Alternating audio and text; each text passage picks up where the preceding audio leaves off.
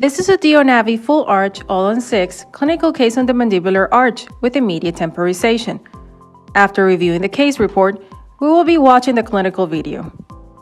Here we have the pre-op CBCT panoramic image with virtual implants for teeth numbers 19, 21, 28, and 30.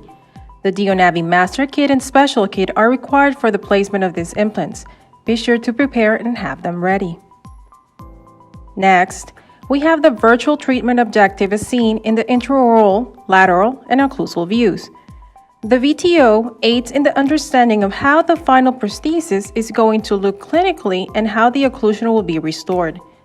The whole direction and path of the implant can be observed as well. It is important to point out that the DIO's accuracy is based on designing the crown in accurate position first and then positioning the fixture underneath the crown. For this case, multi-unit straight abutments are recommended for all implants, and the placement of the fixed pins is also shown here. This is the information of the anchor screws to be used for stabilizing the surgical guide. 3 2x11 anchor screws will be placed, and the planned position can be seen in the CT images. The scan data and offset explanation can be seen here.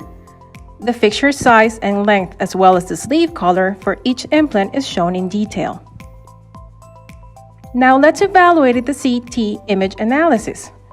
A 5x10 fixture with an offset value of 9 mm is planned for 19.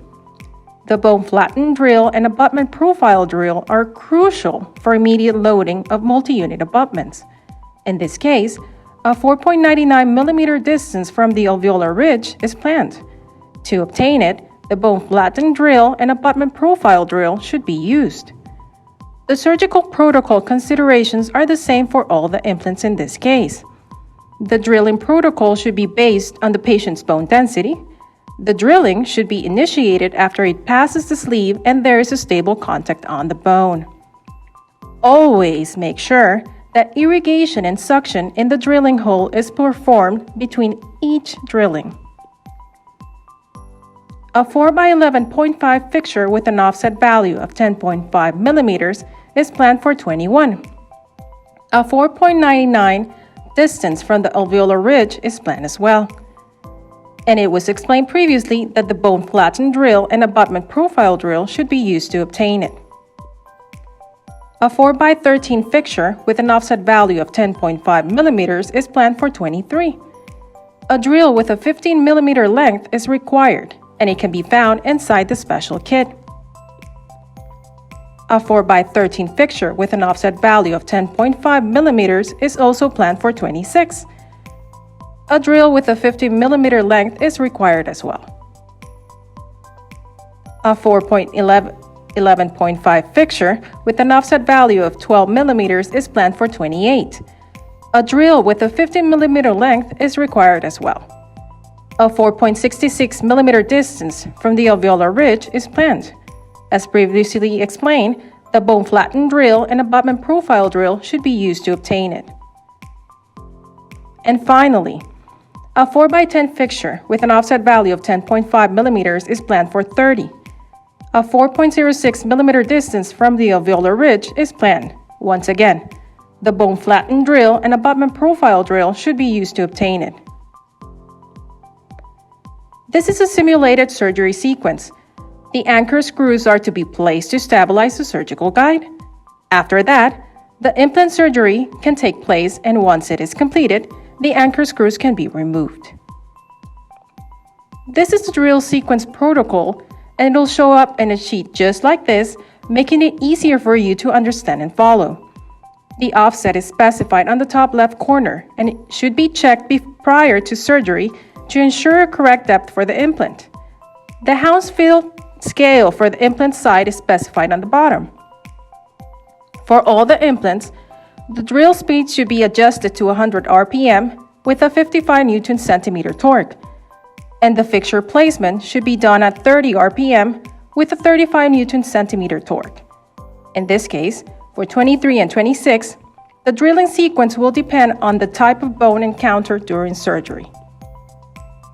This is the drilling protocol for 21. This is the drilling protocol for 28. Here we have the drilling protocol for 30. And finally, this is the drilling protocol for 19. The drilling sequence can be merged as seen here to make it even easier to follow and proceed accordingly. Now let's observe the post-op evaluation. In the panoramic pre- and post-op evaluation, the accuracy of the DIO Navis treatment planning can be clearly seen.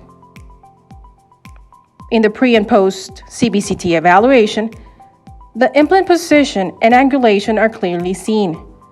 The insertion torque value used for each implant is also stated. Now, let's watch the clinical video.